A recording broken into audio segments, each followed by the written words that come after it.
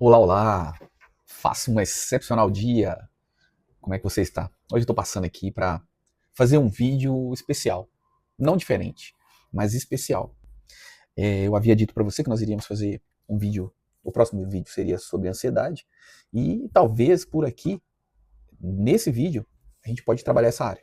Então, também podemos trabalhar essa área. Mas depois eu vou fazer um vídeo especial, pode ficar tranquilo, para a gente falar só sobre a ansiedade. Eu quero falar sobre uma data especial para nós cristãos, tá?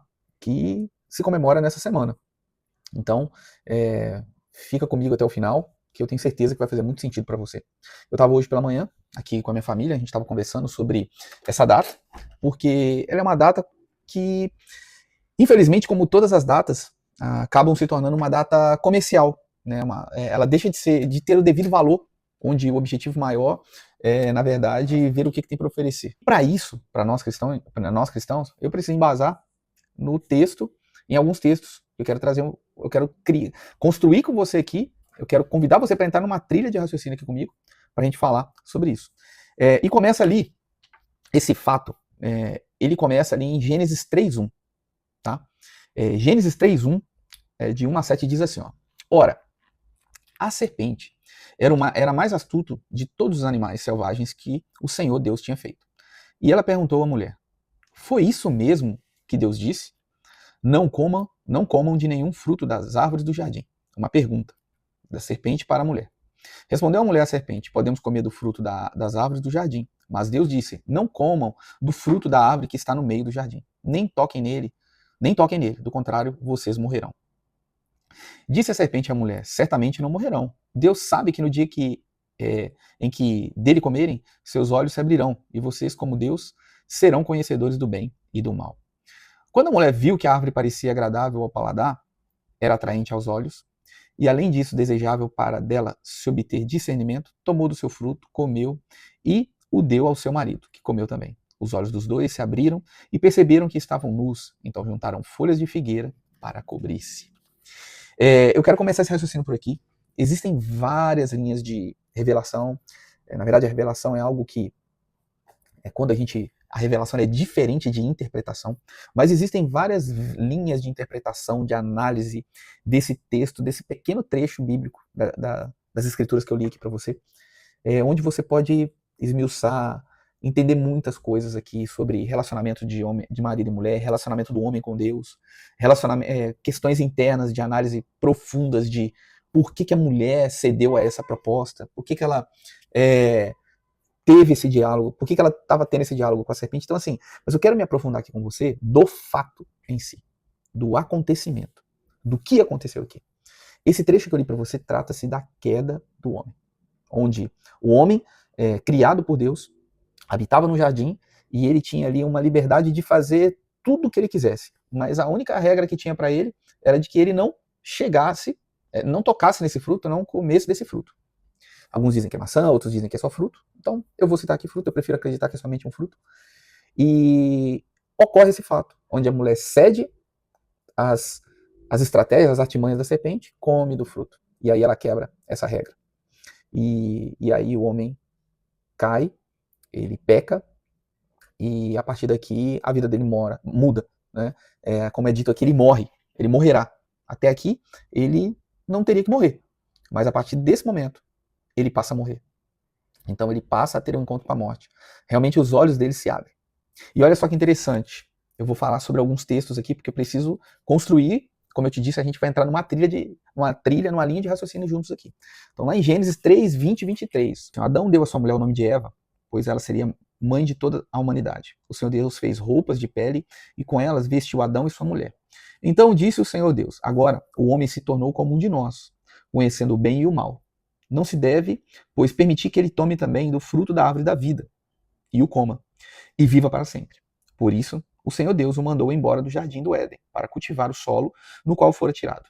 Depois de expulsar o homem, colocou a leste do jardim do Éden querubins e uma espada flamejante que se movia, guardando o caminho para a árvore da vida. Então, o homem cai, peca, a mulher recebe o nome de Eva, e Deus vem e os cobre com uma pele de animal.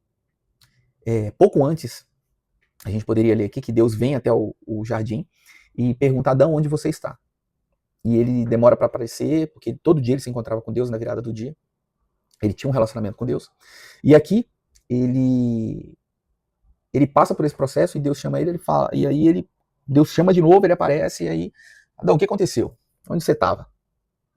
E Adão chega e começa ali uma discussão com Deus, um diálogo com Deus, onde ele fala que descobriu que estava nu, e Deus pergunta para ele quem falou para você que estava nu, e ele vira e fala que comeu do fruto, então rola todo esse processo. E aqui, nesse trecho que nós lemos agora, para que Deus colocasse uma vestimenta em Adão, precisaria acontecer um sacrifício. Precisaria haver uma morte. E houve um sacrifício de um animal, onde foi retirado a pele desse animal para cobrir a vergonha de Adão e de Eva.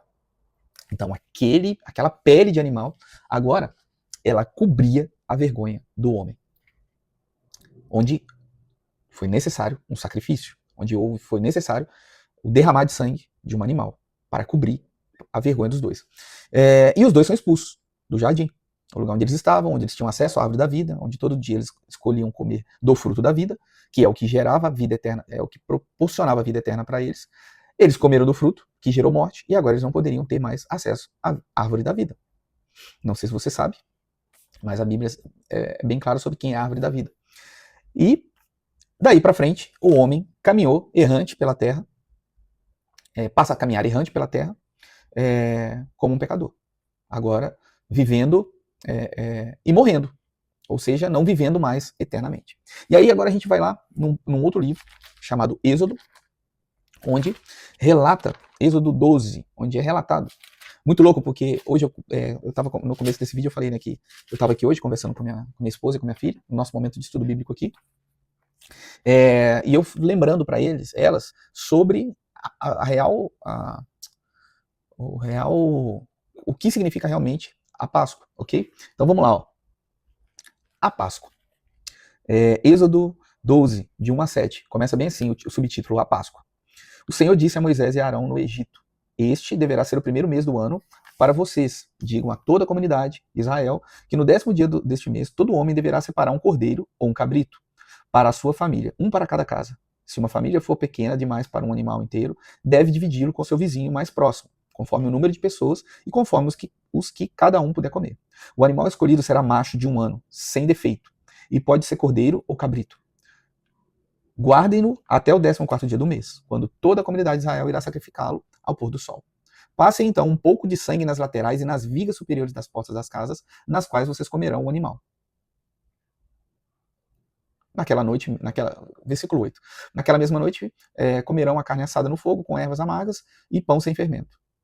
Não comam a carne crua, nem cozida em água, mas assada no fogo. Aqui ele relata, né, é um pouco...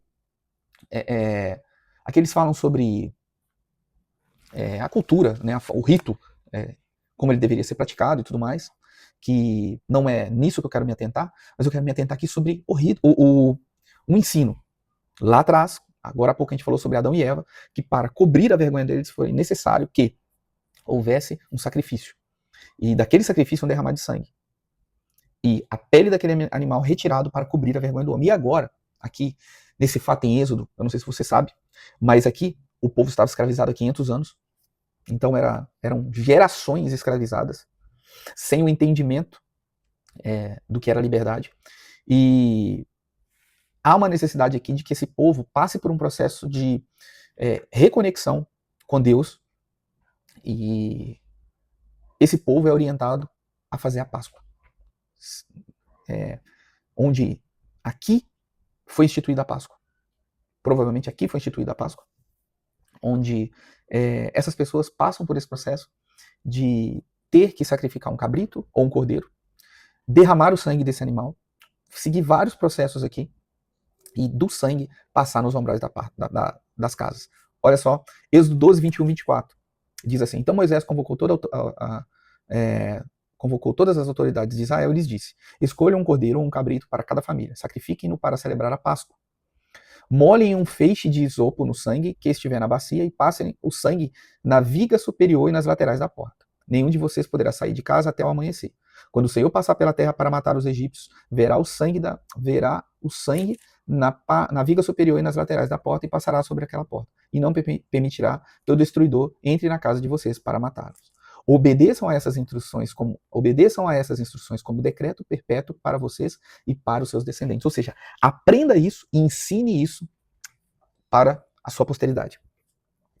Um sacrifício, um sangue derramado, aplicado nos umbrais, no madeiro da porta, ok? Sacrifício, madeiro, portal, umbrais. Para que esse sacrifício?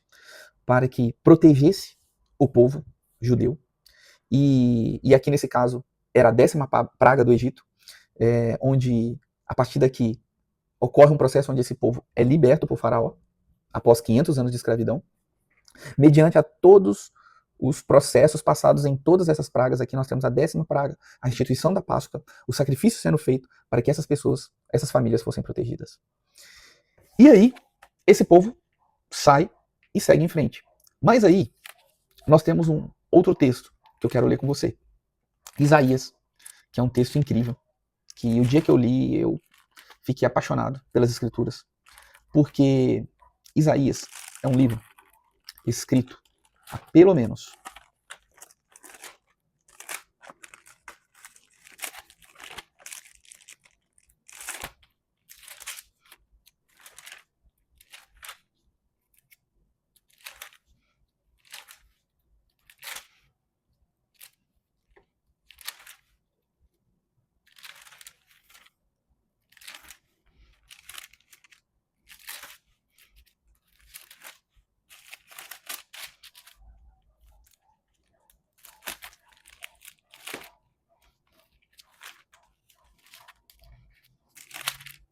Isaías é um livro escrito aproximadamente 800 anos antes de Cristo. Jesus Cristo ele é anunciado em diversos momentos na Bíblia. Você encontra Jesus sendo anunciado em Provérbios, em Salmos, em vários livros da Bíblia. Ele é anunciado. O que é ser anunciado? Profetizado.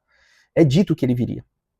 E Isaías é um profeta 760, 800 anos antes de Cristo. Ele declara isso no livro dele, no livro 53. Quem creu em nossa mensagem? E a quem foi revelado o braço do Senhor? Aqui ele começa. Versículo 2. Ele cresceu diante dele como um broto tenro e como uma raiz saída de uma terra seca. Ele não tinha qualquer beleza ou majestade que nos atraísse. Nada havia em sua aparência para que o desejássemos. Foi desejado, foi desprezado e rejeitado pelos homens.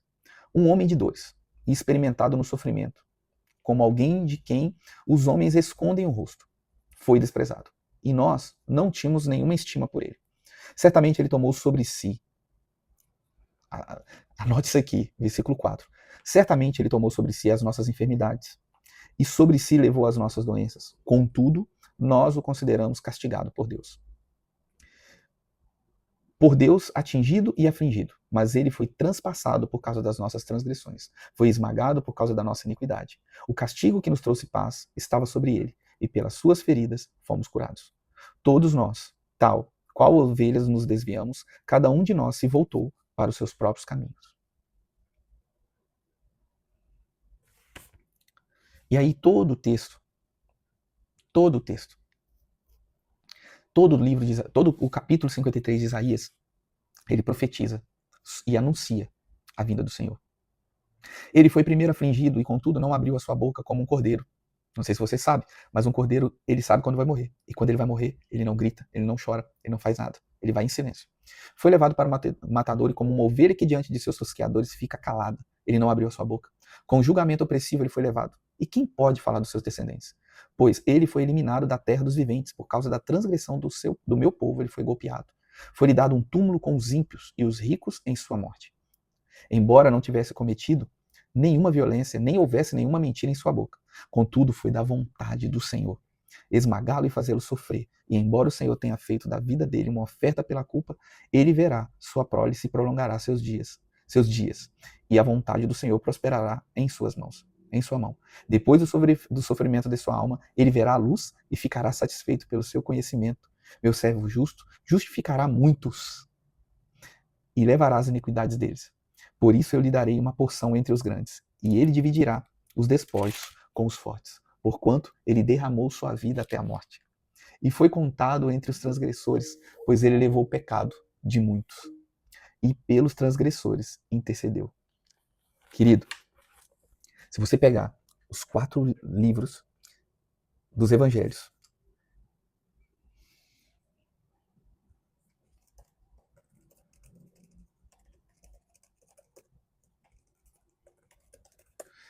se você pegar os 4 livros dos evangelhos, você vai encontrar o testemunho, todos os processos que Jesus viveu, até Atos dos Apóstolos. O que foi preciso ele fazer, todo o sacrifício, tudo que ele vivenciou para que ele chegasse onde ele chegou. Porém, 800 anos foi anunciado todo o processo que ele viveria, tudo que aconteceria com ele.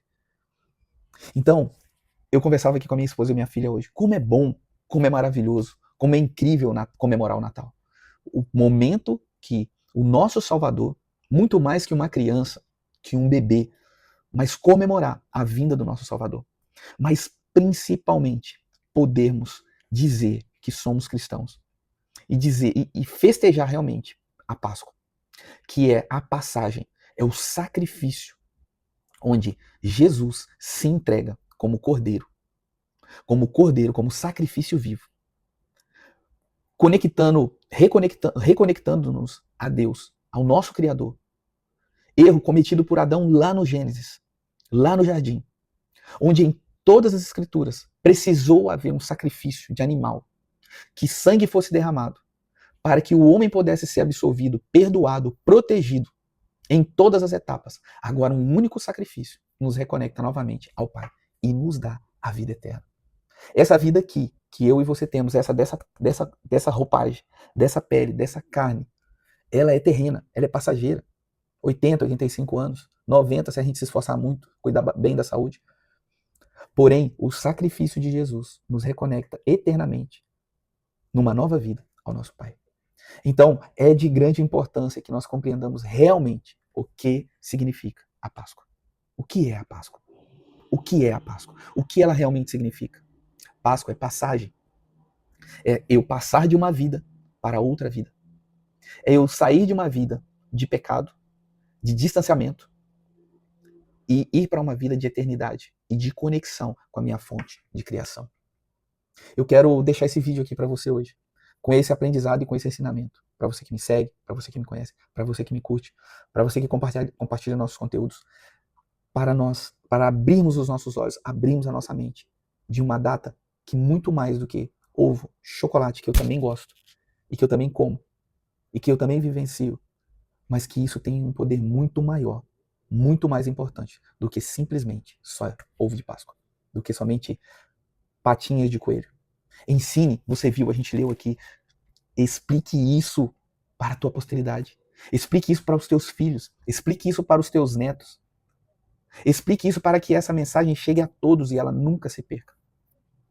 Muito mais do que ovo, caçar coelhinho, é saber o que realmente essa data significa, a importância que ela tem de ser um tempo de meditação e reflexão, entendimento de que houve um sacrifício vivo para que eu e você voltássemos para o Pai e para que não precisasse mais de sacrifícios, outros sacrifícios, promessas, morte de animais, mas sim a morte de um único, Jesus, que ao terceiro dia ele ressuscitou. E que todos os outros profetas, todos os outros homens que fizeram algo de bom nessa terra, existe um túmulo e lá estão os restos mortais deles. Naquele túmulo onde Jesus foi enterrado, não existe nada dele ali, porque ele ressuscitou e está à direita de Deus Pai. Ok? Então que esse dia seja comemorado para nós cristãos de uma forma intensa, preciosa, verdadeira, para que, de certa forma, todos à nossa volta sejam impactados por isso, tomados por isso, e principalmente de entendimento, que essa não é uma data comercial, mas é sim uma data espetacular, surreal, sobrenatural, e que nos conecta à eternidade. Beijo no teu coração. Boa Páscoa. Desfrute, aproveite com os seus. Fechou? Um grande abraço e até o próximo vídeo.